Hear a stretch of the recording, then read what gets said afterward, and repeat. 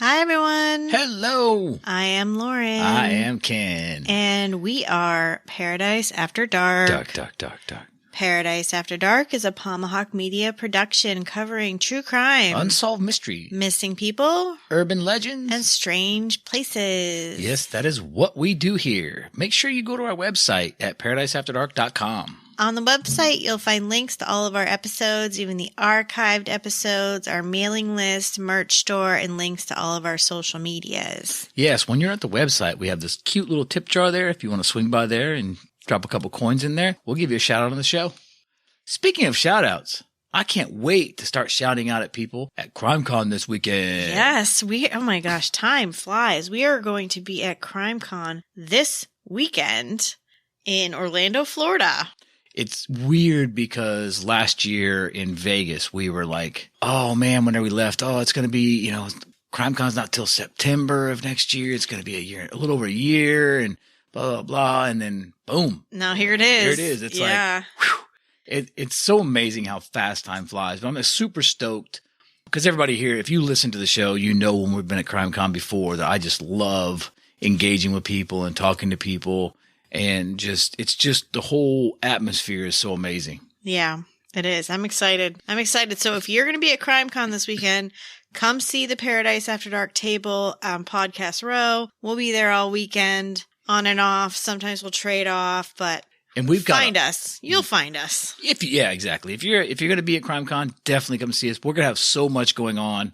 And we've got a few little things to talk about there. But we have a lot of stuff going on. We're going to be obviously representing ourselves. We're going to be representing the Florida Themis Project. So there's going to be a lot of entities, at our table. A lot of things going on at our table. We got big news coming out. I mean, it's going to be a real exciting time for us. And of course, this is an amazing CrimeCon for us because it's Florida. Yes. It's Orlando. Yeah, it is. I just want to go back. If people can remember, if you've listened to the show and you're a longtime listener, you know that back in 2019, we were invited to go to CrimeCon Orlando, which was in 2020. Right. Yes. COVID hit, canceled all those plans. So what happened was they transitioned. They said, okay, we're going to scrap Orlando. We'll come back to it later. So then we ended up going to CrimeCon in Austin, which was amazing.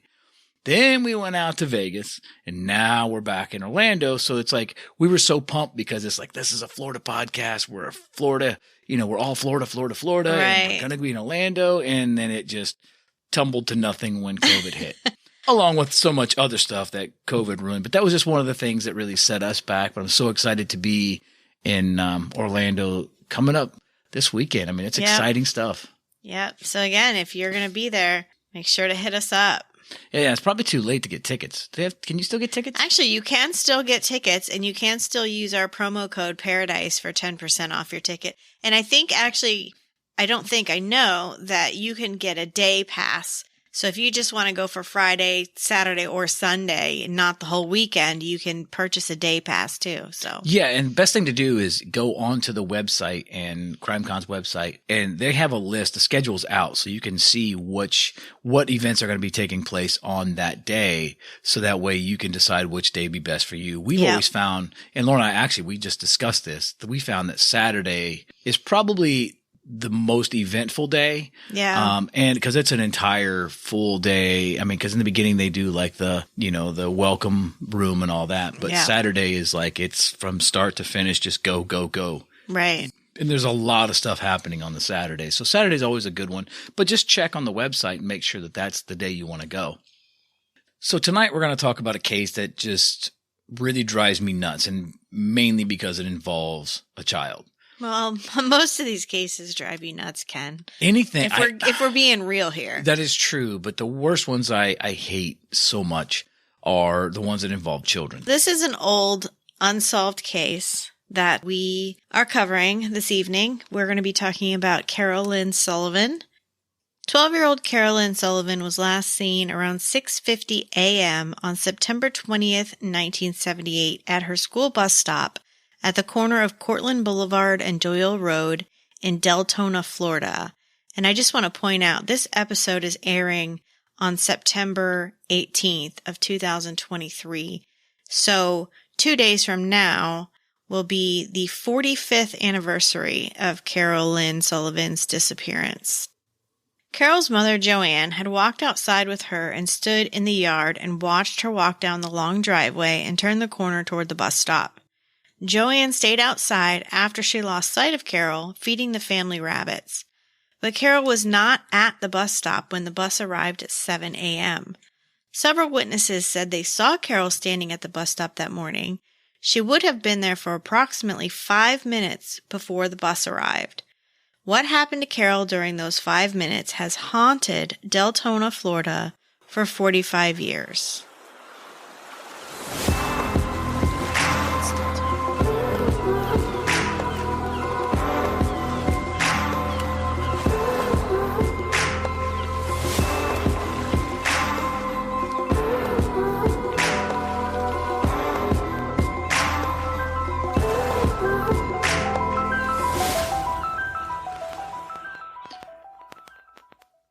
Carol's family was new to the area. Now, they had just moved to this area in July of that year from Longwood, Florida. This is a town about 30 miles southwest of Deltona.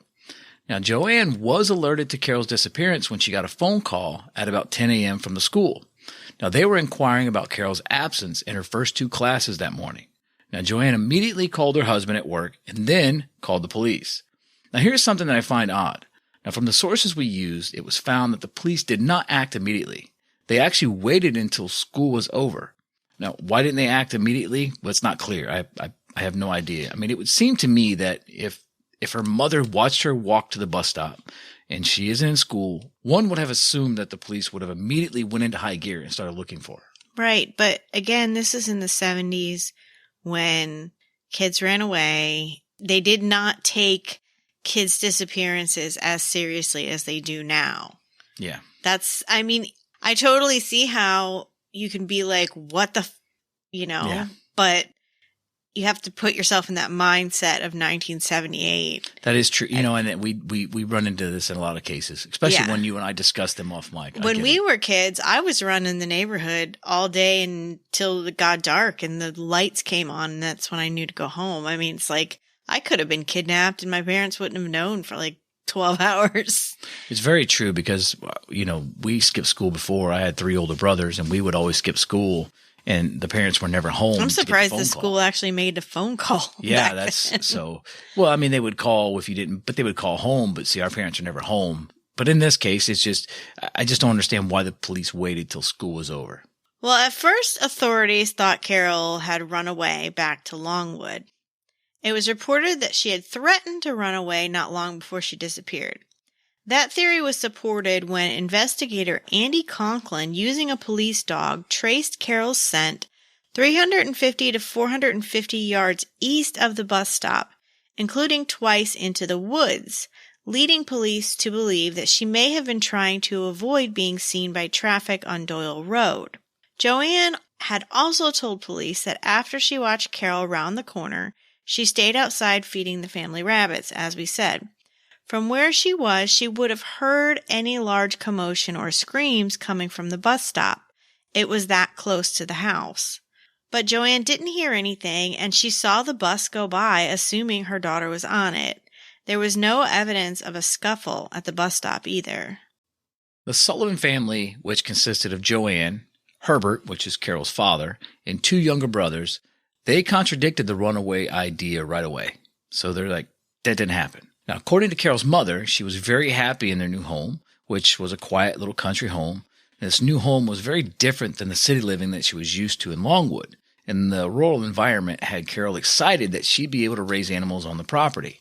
That's a kid's dream. I want to raise rabbits. I want to get goats, ride horses. So she had all these, so she was pretty excited about living there. It's an adult woman's dream too. I understand that, but it's Ken won't let me get a goat. No goats.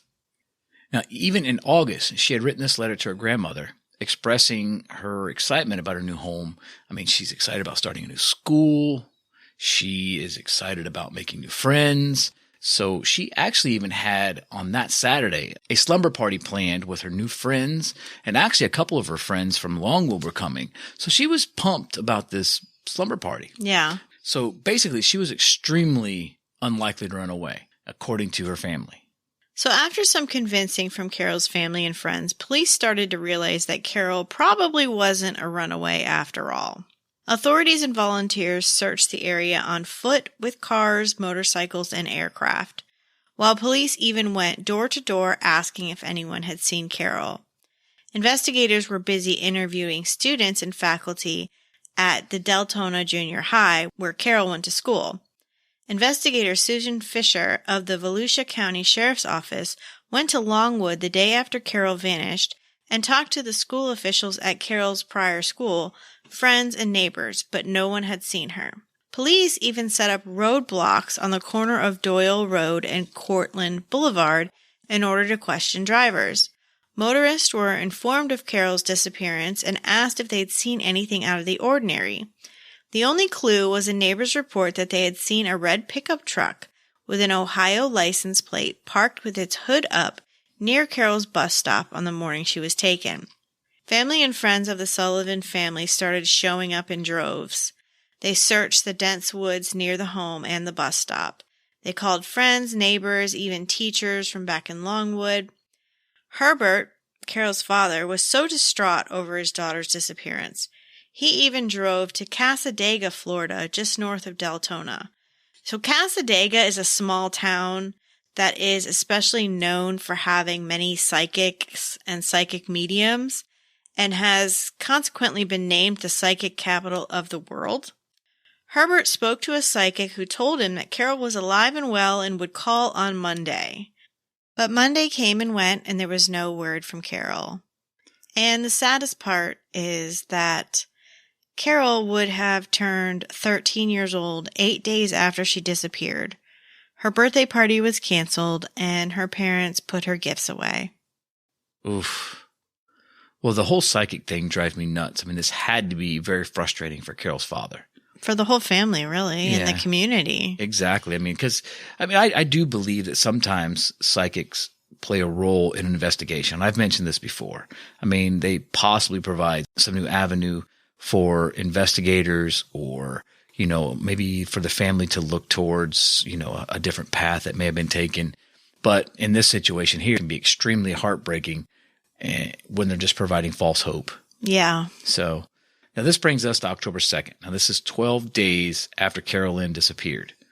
A skull was found inside of a rusty 1-gallon paint can sitting in the tall grass on a slope near a pond in the area of Doyle Road. Now the skull was completely skeletonized, except for having this small little patch of hair. Now because of the condition of the skull, authorities first rejected the idea that the skull could have possibly belonged to Carol Lynn. It's only 12 days. This makes sense, right? It's only been 12 days. Right. This is like too early for her body to have been skeletonized or decomposition to have taken place. Volusia County Sheriff Ed Duff told the Orlando Sentinel that none of us believed the skull found, which was so completely void of tissue and hair, could be that of an individual who disappeared 12 days previously. However, Dr. Thomas Ford, an Orlando forensic dentist, confirmed it over a month later. The skull was, in fact, Carol Lynn Sullivan's. The rest of her body was never found. Now, this rusty paint can still had traces of a specialty paint that was only used in auto body shops to paint cars. And there was a piece of duct tape that was also found at the scene that contained a different kind of paint, but one that, again, was only specific to automobiles or automobile painting.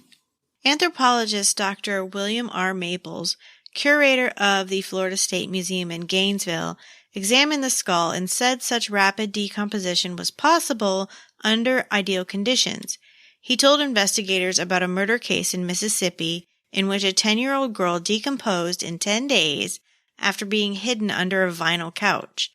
The sofa acted as an incubator to cause rapid decomposition, he explained. But after further examination in Carol's case, it was discovered that a scalpel or very sharp knife had been used to remove the flesh, and the skull had been boiled in order to remove the brain. Some parts of the skull were even polished. At the start of the investigation, detectives locked in on one person of interest.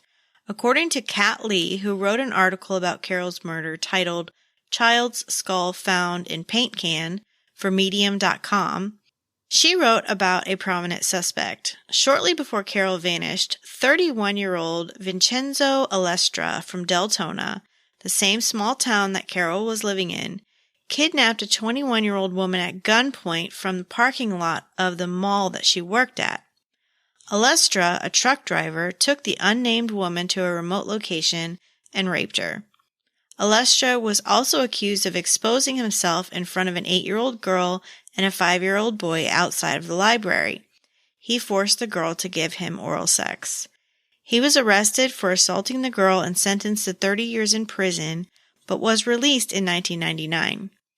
In 2014, the Department of Homeland Security discovered that Alestra had shared child pornography on the internet and began investigating him again.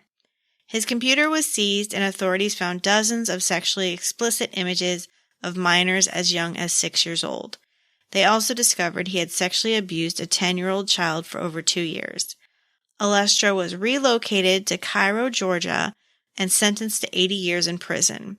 There was never enough evidence to arrest Alestra for the murder of Carol Lynn Sullivan. Let's take a quick break, and we'll be back.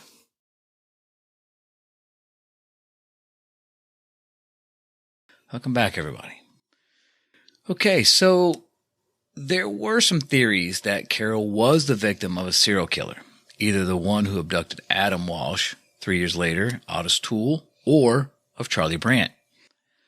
Now, Brandt was a serial killer living in Volusia County at the time who murdered at least 4 female victims, 1 in Indiana and 3 others were actually in Florida.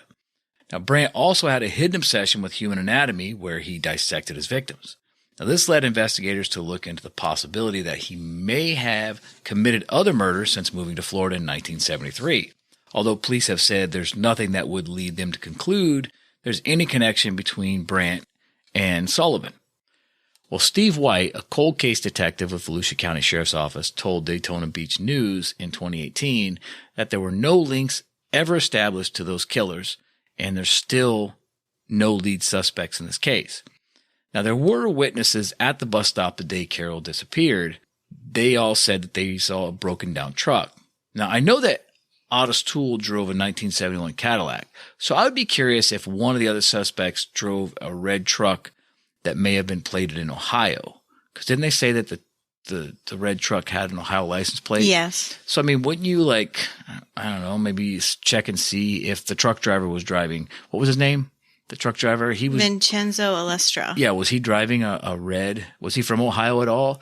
And if you look at Brandt, I mean, he was from Indiana. He could have potentially been, driving a truck from Ohio. I don't know.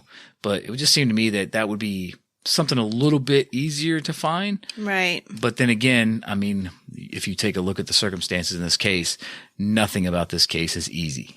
Right. Well, an article in the Orlando Sentinel from October 17th, 1978, was the first I found to point out that Carol Lynn's abduction and murder was not the only oddity in Volusia County during that time period. In 1971, the body of Mary Molina was found floating in nearby Lake Gleason. Part of her right arm had been cut off. Her husband, Alexander, was a suspect in the case but never charged. 5 years later, Alexander was found floating in the same spot as his wife, an apparent suicide. In 1972, the decomposing body of James Aslinger, 27, a county employee from DeBary, was found dumped in a wooded area near Benson Junction. He had been shot 4 times. In December of 1972, a skull and bones were found in the isolated Farmton area near Osteen. The body was identified as Reyes Rosario Escaveria, a South Florida migrant worker. Now, this is all in Volusia County. 1974, 66-year-old Marjorie Wilson disappeared from the Lake Monroe Inn near Sanford. Neither Marjorie Wilson or her car have ever been found. And in June of 1975, Susan Basili, 12, of Port Orange, Florida, disappeared from her school bus stop. A witness reported seeing her being forced into a dark blue Chevrolet van by 2 men. One of the abductors was about 22 years old and the other was about 30. The van had orange curtains and the word Aries on the side. Now, serial killer Gerald Stano confessed to Susan's murder in 1982, but he was never prosecuted for it. Well, Milton Schaefer, 76, disappeared on July 5th of 1978 while walking his dog. His skeletonized body was found in a wooded area on September 20th. Now, if you remember, this is the same exact day that Carol Lynn disappeared. Schaefer was the third murder on his street, Fountainhead Drive, in 7 years. So this is like, don't ever move to Fountainhead Drive. Right. Now, a week after Carol Lynn's disappearance, a 6-year-old boy named Brian Schultz disappeared from his home. Now, he was found a week later inside an abandoned trailer home inside a refrigerator. Now, the trailer showed no signs of forced entry, so investigators had no idea how Brian got inside. Further, the refrigerator Brian was found in was the old kind that latched manually. I mean, police actually had to use a hammer to open it because the handle on the outside was broken off. And I just want to say that I did read that trailer and that specific refrigerator had been searched initially when Brian Schultz first went missing, and he was not in there. And then he was found a week later. They went and looked again, and they found him in the fridge. Well, in reading and looking into that, I thought that maybe the fridge was a way to, maybe that's where Carol Lynn was put while, awaiting for her to be brutalized and her skull shaved and shoved into this paint can. So I didn't see anything where they found any traces of Carol being in this trailer. Right. No, but it's not out of the realm of possibility that these two cases could possibly be connected. Yeah, the age is right. The MO is, everything is correct. Yes. A little over a year after Carol Lynn's murder, it was reported that investigators had even contacted a psychic. Orlando psychic Robin Jameson, who had apparently been involved in working criminal cases since the age of 5, when she foresaw and found an infant's dismembered body, was called and asked for help. Jameson said she saw a vision of the abduction and described the killer as a 38-year-old man, about 5'8" with brown hair and a slim build. She also claimed she saw a beige Volkswagen was possibly involved. Now that got me thinking. Ted Bundy. Everybody thought that as soon as you said that. The MO fit. I mean, Bundy's last victim was 12-year-old Kimberly Leach, who disappeared in the middle of the day in Lake City, Florida, which is 170 miles north of where Carol Lynn was living. Well, I didn't see that coming. I mean, I had no idea that he would have even, is it possible he was there? Well, after checking Bundy's timeline, I found out that he was apprehended for the final time on February 15th, 1978, which was 7 months before Carol Lynn was taken and murdered. Well, he did have a habit of getting out and doing stuff and then coming back. Well, I mean, there's a very, very slim possibility that it was Bundy, but I just thought that was highly unlikely, yeah. Yeah, it was just... It's a very odd occurrence, though. It is. I'm surprised that as soon as you said talked about the Volkswagen, that's immediately where my brain went. And I didn't even find that anywhere. So that's surprising. Well, psychic Robin Jameson told the Orlando Sentinel, "I had seen her murderer and felt that it was a neighbor. I saw the water there in the area she was buried in was around an orange grove." That narrows it down in Florida, especially Volusia County. Central Florida. She also envisioned Carol Lynn's burial site near some old discarded military equipment near an abandoned airport. Taylor Field, now an industrial park, was an airport and military airfield located near Ocala, Florida. It was closed in 1962. Taylor Field is located about 80 miles northwest of Deltona, Florida. Well, this case has never really heated up again and has remained cold for all these 45 years. And there are still no lead suspects. Steve White, he's the cold case detective with the Volusia County Sheriff's Office we mentioned earlier. And he was telling this to the Daytona Beach News Journal in 2018. "Things like this should not befall our children," White said, explaining why child murder cases are the hardest to handle emotionally. "Our children should be free to go to school without fear, without the threat of bodily violence and death. And when a child is murdered, it shakes the foundation of our society." Some pretty powerful words from an investigator who obviously is feeling the grief of investigating this case to no avail, not having a solution. So it's got to be one of those things where it just makes it really tough for him to sleep at night. So I know we're kind of getting to the end because there really isn't much more information on this. There's not a whole lot of leads. But before we finish up, like I said, I want to read a portion of an article from the Orlando Sentinel. Now, this came out on November 12, 1978. The section reads, "Another in-school employee, Mrs. Donna Vaccaro, a guidance secretary who lives on Sherrill Drive near Doyle Road, said the murder stunned her family. I registered this little girl in school. I remember her. I have kids that same age. It's horrible. I can't think of anything worse. It's been on everybody's mind," said Mrs. Vaccaro, who has 3 children, including 2 daughters, ages 8 to 12. She said she remembered talking to Herbert Sullivan when he registered his daughter in school. "It'll always haunt me because when I told them the closest bus stop was Sherrill and Doyle, and her father said, 'That's an awful long walk for my daughter.'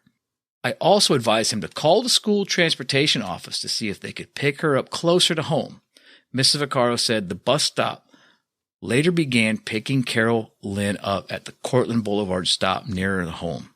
"It just hit me so hard as Miss Vaccaro may have felt some guilt for having encouraged them to change the bus stop." Well, she could have never known. I know that, but she felt that. I mean, she mentioned it. She wrote that article. She said she felt horrible because she told him, call them and tell them to change the bus stop because he didn't want her to walk too far. So they were trying to make it safer for her, and this happened anyway. Exactly. Not her fault, not their fault. No. It had nothing to do with Nobody's the school bus, fault the except school. for the perpetrator. Exactly. But you understand what I'm saying. Yeah. The guilt that this woman had to feel. I mean, she told the news, like, I feel horrible. I asked him to change the bus stop. So she had to feel a little bit of guilt, whether she had anything to do with it or not. The guilt's still there. Yeah. So there's really not much. There's not much in this case, and it's very frustrating. Again, involves a child, and there's no DNA that we know of. There's really nothing else. That's the hardest part about these old and cold cases is it's hard to find enough information to put together a full-blown episode on it. But then you don't want to not put the information out there because you just never know if you could reach the right earballs. Correct. I mean, it's like, you know what I'm saying? Yeah, we've discussed this off mic. It's 45 years ago, but that's still enough time for someone to remember something. Right. Yeah. It's still enough time for someone to say, "Oh, you know what? I think I remember." Yeah. If we can get people talking about the case, and I've said this numerous times, and I'll say it on every episode, and you guys can email me and hate me all you want, but if you know someone who lived in that area, ask them if they remember this case. What do they remember? What do they know? And sometimes that little piece of information might just be the key to send investigators right down the right road, the right direction. Yeah. So. All right. If anybody has any information about the murder of Carol Lynn Sullivan, you are urged to call the Volusia County Sheriff's Office Cold Case Unit at area code 386-254-1535. And as always, it's easy to find the information to call Crime Stoppers if you don't want your information known. If you know something and you were involved or you knew somebody who was and you don't want your name out there for fear of whatever, and not just in this case, but any case, call Crime Stoppers. Or call us and we'll pass the info on. You can email us. We've done that more than once. Make a fake email and send it to us, and we will try to get the information to the right people. So, Lauren, is there anything else you want to talk about tonight? No, that's going to wrap it up for me. All right, everyone. Well, like we mentioned early on, be sure to check out our website for the links to all of our social media, our merch store, and everything else we got going on. Our Patreon, too. Yeah, Patreon for sure. On Patreon, you get early and ad-free episodes, plus bonus episodes of all Tomahawk Media shows, not just Paradise After Dark. So yeah, it's kind of a good deal. And if you're going to be at CrimeCon this week, come up. Apparently, I'm giving away free hugs this weekend. So all you have to do is, it's all only by request. Please make sure to subscribe to the show on whatever platform you're listening and rate and review us. This really, really helps us branch out and reach a wider audience. And it costs you $0 to do so. As always, everyone, Thank you very much for listening. To Paradise After Dark. Dark, dark, dark, dark.